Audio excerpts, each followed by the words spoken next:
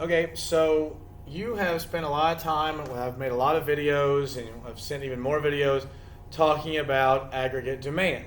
Well, today's lessons and tomorrow's lessons are going to be about aggregate supply. And so, aggregate supply, much like supply in microeconomics, is upward sloping. Again, we have real GDP on the x-axis and we have price level on the y-axis. And in this case, the higher the price, the more companies are going to want to supply goods and services. And so, as we know with AD, with aggregate demand, having consumption spending and investment spending, government spending, and exports, aggregate supply is a little bit different. With aggregate supply, it's stuff that it's producing stuff. It's stuff that goes into it, right? It's produced goods and services. G and S means goods and services. So it's produced goods and services. And there are lots of things that can change aggregate supply. One is just making more stuff. The more stuff they make, the better the better and the more our economy can go up. But also, there are things that go into this that can really affect aggregate supply. So, for example, change in inputs, right? The biggest inputs we're going to see on the national level tend to be things like oil or steel. Those tend to be nationally recognized as being really important inputs into lots of industries. And obviously a big one is going to be wages, the wages of workers.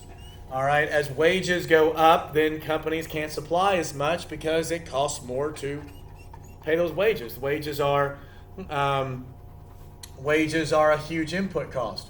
Another thing that can change aggregate supply.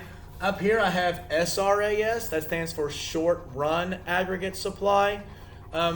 We are going to eventually get into a long run aggregate supply that will determine whether or not we're in a recession, if we're doing really well, if we're in an inflationary state. But for right now, we're just doing aggregate supply, okay? So other things that might change, and there are notes on this, would be like a change in government policy. We're seeing this right now during the pandemic, that our government is trying to give out loans and help companies sort of stay afloat so they can keep producing things when the pandemic is over. Another one would be like a change in human capital, right? We talked about this a lot earlier in the year. Human capital is education, job training, anything that's going to help workers understand so they can become more productive. That goes into productivity, right? So inputs, government policy, human capital, change in productivity, and also the number of working age adults. So the more people that we have working, the more crap that we can make. The less people, the less stuff we can make. And again, this is also on notes that I have linked for you. So there should be 3 or 4 videos, but this is aggregate supply. Now you can see, just like with supply curve, to the right, a shift to the right is an increase, shift to the left is a decrease.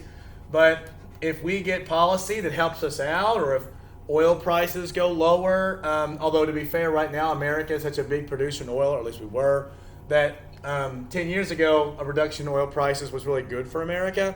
Today a reduction in oil prices isn't necessarily as good for America, but for consumers it's good anyway. So if we have a reduction in input costs, or we get better policies, or better human capital, or market productivity, obviously another one is a change in technology. And this would be a technology change that sort of affects everything, not just one industry. So we would see the aggregate supply curve shift to the left.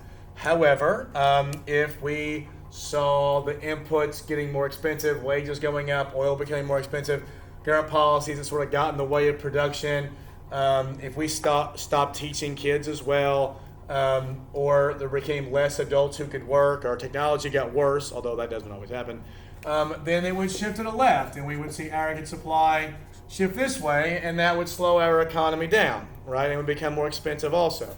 So the aggregate supply curve is working in the opposite direction as the demand curve. Just like in supply and demand, the aggregate demand for stuff, for consumer spending, capital investment, government production of goods and services, and then exports, that curve going down, meeting the supply of all goods and services in our economy, that's where, we sort of meet. And so if the aggregate demand is coming this way, and this is aggregate demand, well, then this is what our price level will be, and this is what our output will be.